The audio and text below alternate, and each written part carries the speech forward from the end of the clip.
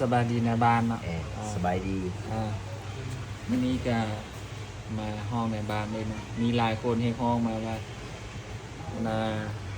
อยากเห็นเมียในบ้านแบบอยากเห็นเมียในบ้านวันนี้ก็เลยว่าเกิดกล้ามานั่งลิ้นมาโชว์กันนะนี่คือเมียในบ้านแน่นแหละแนะนำอันนั้นเบอร์บ้านแนะนำเมียเบอร์เมียชื่ออย่างป่ะอินดาแก้วอินดาแก้วป่ะแน่นกินกันลินตัวเป็นแบบพี่น้องกันนะตัวกดรหัสกินข้าวอันเดียวเดี๋ยวนี้ก็กดรหัสตัวได้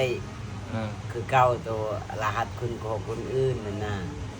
อันนี้มาหาแม่ครัวว่าบ่ได้เพราะน่ะไอ้บ่โทรหาบ่ได้ขนาดนั้นก็เลยบ่กินนี้คือเก่ากันแน่ตัวลินสมัยเอาแล้วลินสมัยโอ้ลินสมัยนี่แม่นน้องสาวแม่นแหละน้องสาวนี่คือเป็นเอื้อยบัดนี้นะอย่างก็อินดาแก้วเนาะแม่นแหละตัวเอื้อยกุ๊กเขาอยู่บ้านเกิดเลยอายุได้จักปีล่ะผมใช่ไป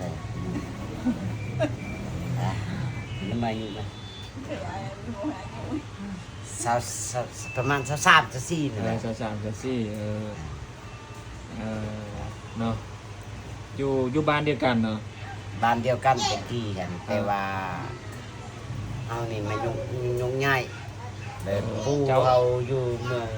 องละมามมันน่ะผู้เขาอยู่เมืองละมามบัดนี้มายุ่งง่ายบัดนี้แม่เฒ่าเขาก็เสียชีวิตอยู่บ้านเกิดน่ะก็เลยยุ่งง่ายมาอยู่บ้านน้ำเฮียงแม่ปู่ย่าแฮตะกี้แบบสงครามตะกี้น่ะมาอยู่หั่นแล้วมาอยู่หั่นเซิร์ฟบ่ตะกี้อันสุกเนาะตะกี้มีเซิร์ฟเหมือนกันนะเฮาต้นยังน้อยก็ซ้ำเคยจิมอน่ะมอทางหลังหั่นซั่นนั่นแหละเขายุ่งง่ายน่ะจักเท่าใดอายุเด้อจักเท่าใดปีแหละมันยุ่งง่ายน่ะเมียเพิ่นอายุ33 ปีพี่น้องแม่ประมาณในบ้านนี่32 ปีเนาะ32 ปีโอ้ยยังวะเกิดปีอันนั้นปีที่94เกิดปีโอ้อันเดือน10นี่มันเกิดแล้วนี่นะเนาะเดือนเกิดเดือน10นี่มันเมื่อเกิดลูกแล้วเนาะนั่นบ่แม่นโอ้เดือน10นี่ในบ้านกับลูกกับเต้ากับเมียมันสิกลับบ้านแล้วทุกคนFC สิบ่ได้เห็นแล้วบัดนี้ลง FC แต่ถึงอีกบาทฮะถ่ายคลิปอีกบาทมาฮอดเจ้าก็อันนั้นเดี๋ยวจะน้อยคือสิบอกวิธีอันนี้คือลูกชายจะได้งานถ่ายคลิปอันเดเพิ่นมาแล้วเดผู้ตั้งร้านบ่ได้เมื่อกี้นี่ผู้ใดแม่นแหละกินข้าวบ่ได้อีกคือเขาโอ้อยู่บ้านเอียงก็บ้านน้ำเฮียงบ่แม่น่ะอยู่บ้านน้ำเฮียงเมืองละมามแข้งสิก่อนอันตอนจะเห็นในบ้านครั้งแรกมากเลยบ่ เป็นในเรื่องราวก่อนสิมามักกันนะมักไปจังซั่นน่ะมีแบบมีบุญหน้าเมียวสายแม่นเนาะแม่นแหละสายนิ่งสายแม่นมาหากันบุญวาสนากันหมดแม่นไหมดิสิลินบ่มีเงินเน็ตดิสิเว้าฉะนั้นกูรหัสกินข้าวบ่ได้อีกแบบมาฮักกันกันแบบไปเรื่อยๆนี่แบบลมกันธรรมดานั่นแหละก็บ่ได้ลมหนักหน้าดอกตอนมักกันให้โทรเอาบ่หรือว่าบ่นะลิ้นอยู่บ้านเลยแบบไปลิ้นอยู่บ้านนะมันมีบุญนะมีบุญนะครับมันลิ้นเนาะแต่บ้านเดียวกันน่ะตะกี้น่ะก็เลยเพิ่นมาลงแบบลมไปลมมาเลยไปกระซั่นนะมากเนาะมักก็เอานะบ่มักก็บ่ว่าหยังเนาะบ่ได้บังคับกันนั่นน่ะสมัยชุมื้อนี่บังคับบ่ได้บังคับบ่ได้เนาะยุ่งมักเอาบ่มักก็บ่ว่าหยังแบบมักกันโอ้แต่เบื้องต้นเป็นแบบนี้นั่นเอง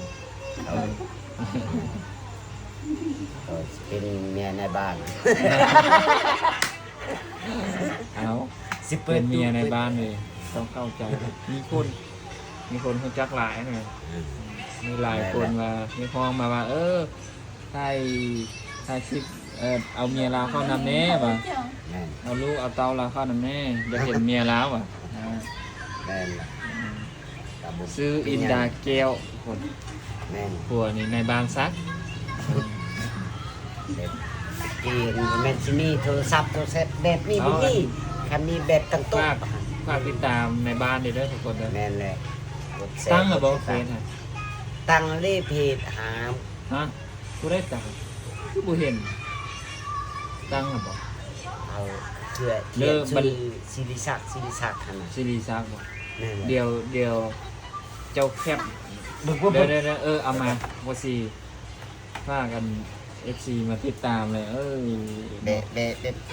สนิทบ่แม่นบ่ เข้าเฟซเลยจงพิงกระบวน เอาเด้อ จงซานเนาะ บัดนี้ นี่ทุกคนเบิ้ง นี่ ฝากกดติดตาม บัดนี้ Facebook ไอ้ยะ ในบ้านเพิ่นไหม โอ้ยตายเลย นี่ทุกคนโอ้แดดอันนี้คืออีหยังอายสมศักดิ์บอก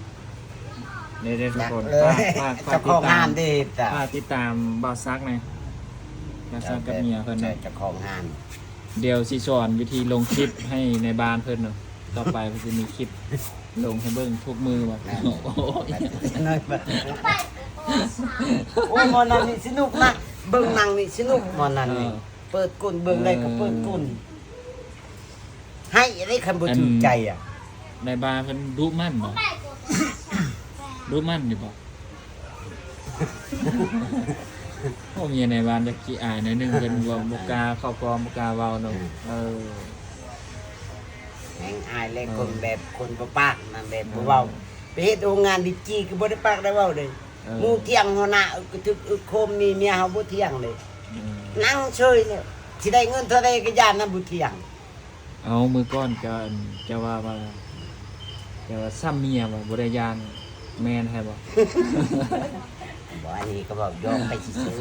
ๆถ้ามันโคตรอีกบ่ย่านกับ สรุปแล้วบ่ได้ยานเมียเลยบ่ยาน เออ ฮะ ที่แบบเที่ยงเมียบ่คือเที่ยงหน้า นะ นะ ฮะเนาะ